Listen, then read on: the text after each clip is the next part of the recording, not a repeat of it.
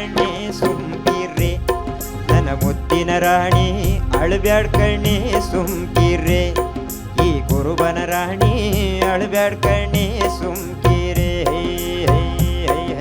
ಧೀರನಂತ ಶೂರನಂತ ಮಾರನಂತ ಗಂಡು ನಾನು ಏಕೆ ಹೇಳ್ತಾ ಕೂತ್ಕೊಂಡಿನಿ ಅಳಬುರ್ಕಿ ಹಂಗೆ ನನ್ನ ಮೇಲೆ ನಿಂಗೆ ಕೋಪ ಯಾಕೆ ಹೇಳೇ ನಿಲ್ಲೆ ನಿನ್ನ ಮುದ್ದಾಡ್ಬೇಕೆ ಎತ್ತಿ ಮೇಲೆ ಹೊತ್ತು ನಿನ್ನ ಬೆಟ್ಟನಾದ್ರೂ ಹತ್ತುತ್ತೀನಿ ಶಾಲೆನಾದ್ರೂ ಒಕ್ಕೊಡ್ತೀನಿ ಸುಮ್ಕಿರು ಮತ್ತೆ ನೀ ಸುಮ್ಕಿರು ಮತ್ತೆ ನೀ ಸುಮ್ಕಿರು ಮತ್ತೆ ಹೇ ಅಳಬ್ಯಾಡ್ ಕಣ್ಣೆ ಸುಮ್ಕಿರ್ರೆ ನನ್ನ ಮುದ್ದಿನ ರಾಣಿ ಅಳಬ್ಯಾಡ್ ಕಣ್ಣೆ ಸುಮ್ಕಿರೆ ಹೈ ಹೈ ಹೈ ಹೈ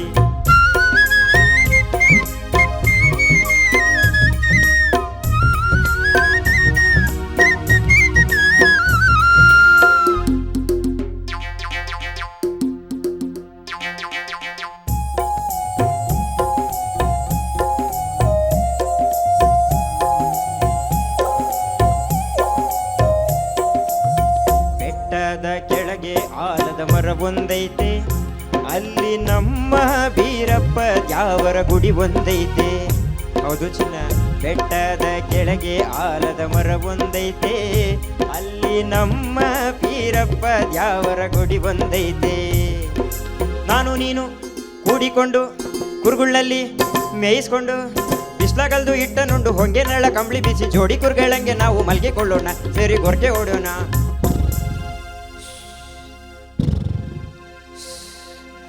ಹೇ ಅಳಬ್ಯಾಡ್ ಕಣ್ಣೆ ಸುಮ್ಕಿರ್ರೆ ನನ್ನ ಮುದ್ದಿನ ರಾಣಿ ಅಳಬ್ಯಾಡ್ ಕಣ್ಣೆ ಸುಮ್ಕಿರೆ ಹೈ ಹೈ ಹೈ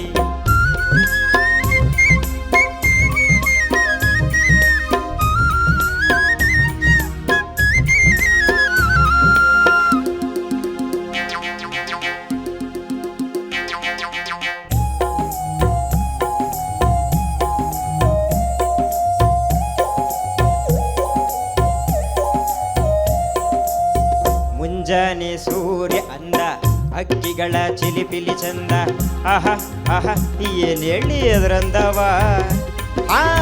ಮುಂಜಾನೆ ಸೂರ್ಯ ಅಂದ ಅಕ್ಕಿಗಳ ಚಿಲಿಪಿಲಿ ಚಂದ ತೂಗೋ ಗಾಡಿ ತೂಗೋ ಪೈರು ಬರಿಯೋ ನದಿಯ ಕಾಣೋಣ ಗುಡುಗೋ ಸಿಡಿಲೋ ಚಳಿಯೋ ಮಳೆಯೋ ದಿನವೂ ಒಲಿಯೋಣ ಬಾ ಅಳಬ್ಯಾಡ್ ಕಣ್ಣೆ ಸುಮ್ಕಿರ್ರೆ ನನ್ನ ಮುದ್ದಿನ ರಾಣಿ ಅಳಬ್ಯಾಡ್ ಕಣ್ಣೆ ಸುಮ್ಕಿರೆ ಈ ಗುರುಬನ ರಾಣಿ ಅಳಬ್ಯಾಡ್ ಕಣ್ಣೆ ಸುಮ್ಕಿರೆ ಹೈ ಹೈ ಹೈ ಹೈ ತಳಾಂಗು ತದಿಗಿಣತು ತಳಾಂಗು ತದಿಗಿಣತು ತಳಾಂಗು ತದಿಗಿಣತು ಅಯ್ಯಯ್ಯಪ್ಪ. ಅರ್ಚನಾ ಮ್ಯಾಮ್, ಗಿರೀಶ ಮತ್ತೊಂದು ನನ್ನ ಮೋಸ್ಟ್ ಫೇವ್ರೆಟ್ ಹಾಡನ್ನು ಹಾಡಿದೆ ಕಣೋ. ಎಷ್ಟು ಚಾಲೆಂಜಿಂಗ್ ಇದು ಸಿಂಗರ್ಗಳಿಗೆ, ಯಾಕಂದರೆ ಇದು ಬರೀ ಹಾಡೋದಷ್ಟೇ ಅಲ್ಲ, ಇದರಲ್ಲಿ ನಾವು ನಮ್ಮ ಧ್ವನಿಯ ಮೂಲಕ ನಟನೆ ಮಾಡಬೇಕಾಗತ್ತೆ, ಅಷ್ಟು ಕೆಲಸ ಇದೆ. ತುಂಬ ಚೆನ್ನಾಗಿ ಹಾಡಿದೆಯಪ್ಪ. ಧೀರನಂತ ಶೂರನಂತ ಮಾರನಂತ ಗಂಡು ನಾನು ಏಕೆ ಹೇಳ್ತಾ ಕೂತ್ಕೊಂಡಿನಿ ಅಳಬುರ್ಕಿ ಹಂಗೆ ನನ್ನ ಮೇಲೆ ನಿಂಗೆ ಕೋಪ ಯಾಕೆ ಹೇಳೇ ನಿಲ್ಲೆ ನಿನ್ನೆ ಮುದ್ದಾಡ್ಬೇಕೆ. ನಾನು ಈ ಕವಿರತ್ನ ಕಾಳಿದಾಸ ಚಲನಚಿತ್ರವನ್ನು ಅದು ಎಷ್ಟು ಸಲ ನೋಡಿದ್ದೀನಿ ನನಗೇ ಲೆಕ್ಕ ಇಲ್ಲ, ಅಷ್ಟು ಸಲ ನೋಡಿಬಿಟ್ಟಿದ್ದೀನಿ. ನನಗೆ ಈ ಚಿತ್ರದ ಇಂಚಿಂಚು ಎಲ್ಲ ಡೈಲಾಗ್ಗಳು, ಸೀನ್ಗಳು, ಎಲ್ಲ ಹಾಡುಗಳು, ಇದು ಲಾಸ್ಟಲ್ಲಿ ಅವ್ರು ಹಾಡ್ತಾರಲ್ಲ, ಮಾಣಿಕ್ಯ ವೀಣಾ ಮುಪಲಾಲಯಂತಿ, ಅದಷ್ಟೂ ಬಾಯ್ಪಾಠ ಆಗೋಗಿತ್ತು ಒಂದು ಸ್ಟೇಜಲ್ಲಿ. ಅಷ್ಟು ಆ ಕ್ಯಾಸೆಟ್ ಕೇಳಿ ಕೇಳಿ ಕೇಳಿ ಕೇಳಿ ಅದ್ರದ್ದು ಇದು ಟೇಪೇ ಕಿತ್ತೋಗ್ಬಿಡ್ತು, ಅಷ್ಟು ಕೇಳಿಬಿಟ್ಟಿದ್ದೀನಿ. ಅಷ್ಟು ಇಷ್ಟ ನನಗೆ ಈ ಚಿತ್ರ ಮತ್ತು ಈ ಚಿತ್ರದ ಹಾಡುಗಳೆಲ್ಲ. ಅದರಲ್ಲಿ ಇಂಥ ಒಂದು ಅದ್ಭುತವಾದ ಎಂಟರ್ಟೈನಿಂಗ್ ಸಾಂಗ್ನ ತಗೊಂಡು ಹಾಡಿದೆಯಾ.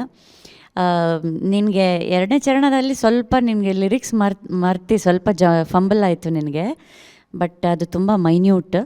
ಅದನ್ನು ನೀನು ನಂತರದ ಸಾಲುಗಳಲ್ಲಿ ಅದನ್ನು ಅಫೆಕ್ಟ್ ಆಗಕ್ಕೆ ಬಿಡಲಿಲ್ಲ, ಅದು ನನಗೆ ಮೆಚ್ಚುಗೆ ಆಗಿದ್ದು. ಅದನ್ನಲ್ಲೇ ಮೇಕಪ್ ಮಾಡಿಬಿಟ್ಟು ವಾಪಸ್ ಕಂಟ್ರೋಲ್ ತಗೊಂಡು. ಆಮೇಲೆ ನನಗೆ ಅನಿಸಿದ್ದೇನು ಅಂತಂದರೆ, ಇದು ನೀನು ಇನ್ನೊಂದು ಮನೆ ಜಾಸ್ತಿ ಮಾಡ್ಕೊಂಡು ಹಾಡ್ಬೋದಾಗಿತ್ತು. ತುಂಬ ಲೋ ಅನ್ನಿಸ್ತು ನನಗೆ. ಇದು ಯಾವ ಶ್ರುತಿಯಲ್ಲಿ ಹಾಡಿದ್ದು? ಅಳಬ್ಯಾಡ್ ಕಣ ಎಫ್. ಜಿ ಕೊಡಿ, ಕೀಬೋರ್ಡ್ ಕೊಡಿ ಸರ್. ಅಳಬ್ಯಾಡ್ ಕಣ್ಣೆ ಸುಮ್ಕಿರೆ ನನ್ನ ಮುದ್ದಿನ ರಾಣಿ ಅಳಬ್ಯಾಡ್ಕಣೆ ಸುಮ್ಕಿರೆ, ಈ ಕುರುಬನ ರಾಣಿ ಅಳಬ್ಯಾಡ್ಕಣೆ ಸುಮ್ಕಿರೆ. ಧೀರನಂತ ಶೂರನಂತ ಮಾರನಂತ ಗಂಡು ನಾನು ಏಕೆ ಅಳ್ತಾ ಕೂತ್ಕೊಂಡೇನಿ ಅಳ್ಬುರ್ಗಿ ಹೆಂಗೆ, ನನ್ನ ಮೇಲೆ ನಿಂಗೆ ಕೋಪ ಯಾಕೆ, ಏಳೇನಲ್ಲೇ ನಿನ್ನ ಮುದ್ದಾಡ್ಬೇಕೆ, ನೆತ್ತಿ ಮೇಲೆ ಹೊತ್ತು ನಿನ್ನ ಬೆಟ್ಟನಾದ್ರೂ ಹೊತ್ತುತ್ತೀನಿ, ಶಾಲೆನಾದ್ರೂ ಹೋಗ್ಕೊಡ್ತೀನಿ, ಸುಮ್ಕಿರು ಮತ್ತೆ ನೀ ಸುಮ್ಕಿರು ಮತ್ತೆ ನೀ ಸುಮ್ಕಿರು ಮತ್ತೆ. ಹೇ ಅದ್ಭುತ ಅದ್ಭುತ. ಈ ಶ್ರುತಿಯಲ್ಲಿ ಹಾಡಬೇಕಿತ್ತು ನೀನು. ಇನ್ನೂ ಒಂದು ಪವರ್ ಪ್ಯಾಕ್ಡ್ ಪರ್ಫಾರ್ಮೆನ್ಸ್ ಆಗಿರೋದು ಅನಿಸ್ತು. ಇದು ಒರಿಜಿನಲ್ ಯಾವ ಸ್ಕೇಲಲ್ಲಿದೆ? ಎಫಲ್ಲೇ ಇದೆಯಾ? ಓಹೋ. ಬಟ್ ನಿನ್ನ ಧ್ವನಿಯಲ್ಲಿ ಏನು ಹೈ ಪಿಚ್ಗೆ ಏನು ಕಷ್ಟ ಇಲ್ಲ ನಿನಗೆ. ಸೊ ನಿನ್ನ ಧ್ವನಿಗೆ ಇನ್ನೊಂದು ಮನೆ ಜಾಸ್ತಿ ಮಾಡಿಕೊಂಡ್ರೆ ಇನ್ನೂ ಚೆನ್ನಾಗಿ ಕೇಳಿಸ್ತಿತ್ತು ಅಂತ ನನಗನ್ಸಿದ್ದು. ಯಾಕಂದರೆ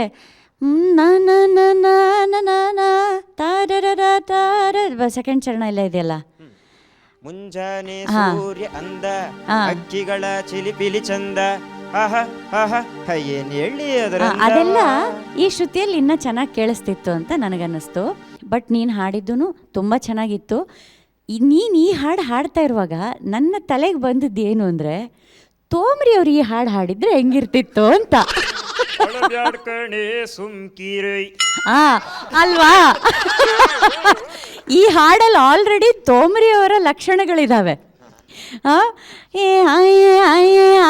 ಎಲ್ಲ ಇದೆಯಲ್ಲ, ಸುಮ್ಕಿರೈ ಎಲ್ಲ ಇದೆ ಅಲ್ವಾ, ಅದನ್ನು ತೋಮ್ರಿ ಅವ್ರಿಗೆ ಕೊಟ್ಟಿದ್ರೆ ನ್ಯಾಚುರಲಾಗಿ ಬಂದ್ಬಿಟ್ಟಿರೋದದು.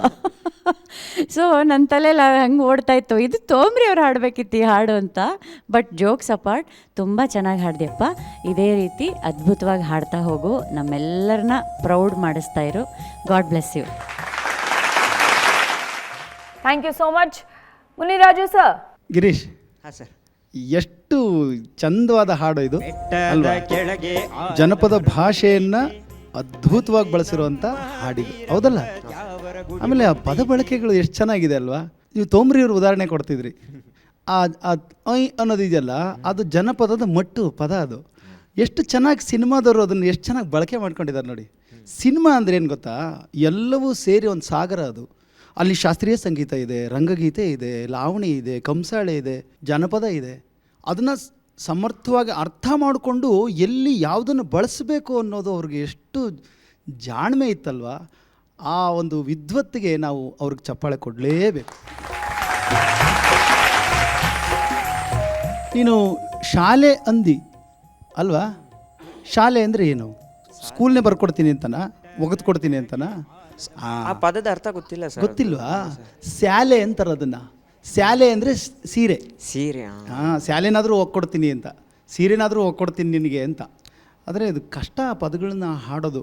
ಬಟ್ ನೀನು ಅದನ್ನು ಕಲಿತು ಹಾಡ್ತೀಯಲ್ಲ, ಆಮೇಲೆ ನಿನ್ನ ಧ್ವನಿನಲ್ಲಿ ಮತ್ತು ನಿನ್ನ ಉಚ್ಚಾರಣೆಯಲ್ಲಿ ಆ ಪದಗಳು ತುಂಬ ಚೆನ್ನಾಗಿ ಕೇಳ್ತವೆ. ಇಲ್ಲಿ ಅಕ್ಕಿ ಅಂದಿ, ಈಗ ಗೊತ್ತಾಯ್ತಾ ನಿನಗೆ? ಅಕ್ಕಿಗಳ ಇಲ್ಲಿ ಹಕ್ಕಿ ಆಡಬೇಕಾಗಿತ್ತ, ಅಕ್ಕಿ ಆಡಿದ್ದು ಸರಿತಾ? ಯಾವ್ದು ಸರಿತ ಹೇಳಿ ನೋಡೋಣ. ಎರಡೂ ಹಾಡಿದೆ ನೀನು. ಇಲ್ಲಿ ಅಕ್ಕಿನೇ ಸರಿ ಇತ್ತು ಅನ್ಸುತ್ತೆ ಸರ್. ಯಾಕೆ? ಯಾಕಂದ್ರೆ ಅವರು ಎಲ್ಲ ಬೆಳೆದಿದ್ದೆಲ್ಲ ಹಳ್ಳಿ ಕಡೆ, ಅವ್ರಿನ್ನ ಬುದ್ಧಿ ಅಷ್ಟು. ಅಕ್ಕಿಗಳ ಚಿಲಿಪಿಲಿ, ಅಕ್ಕಿಗಳ ಹಕ್ಕಿ ಅಂತಾರ, ಅಕ್ಕಿ ಅಂತಾರ? ಹಕ್ಕಿ ಅಂತಾರೆ ಸರ್. ಆದ್ರೆ ಇಲ್ಲಿ ಅಕ್ಕಿಗಳ ಚಿಲಿಪಿಲಿ ಚಂದ. ಅಕ್ಕಿಗಳು ಅಂದ್ರೆ ಯಾವುದು? ಪಕ್ಷಿಗಳು ತಾನೆ? ಹಾಂ ಸರ್.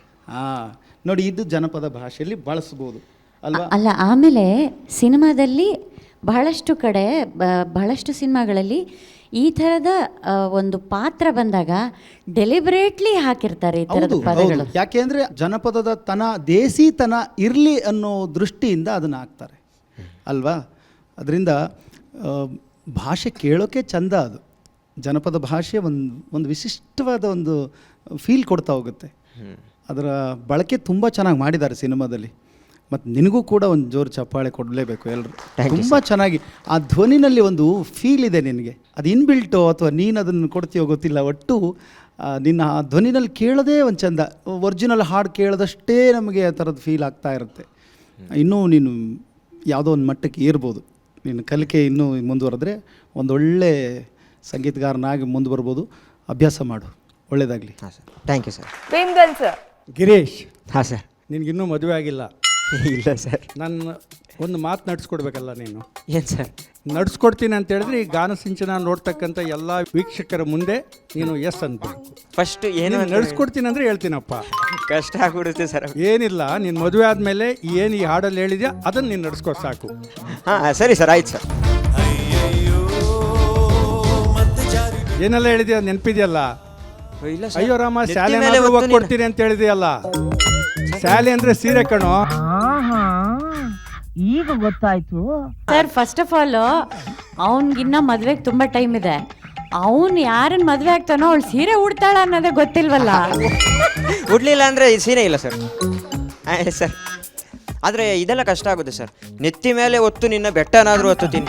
ಈ ತರ ಒಂದು ಮ್ಯಾಟ್ರೇ ನಮಗೆ ಗೊತ್ತಿಲ್ವಲ್ಲಣ್ಣ. ಅಂದರೆ ನೀನು ಮಾತು ತಪ್ತೀಯಪ್ಪ ಹಾಗಾದ್ರೆ. ಇಲ್ಲ ಸರ್.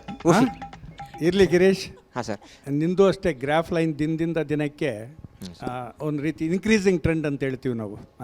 ಅದು ಇನ್ನೂ ಗ್ರಾಫ್ ಲೈನ್ ಏರ್ತಾ ಇದೆ.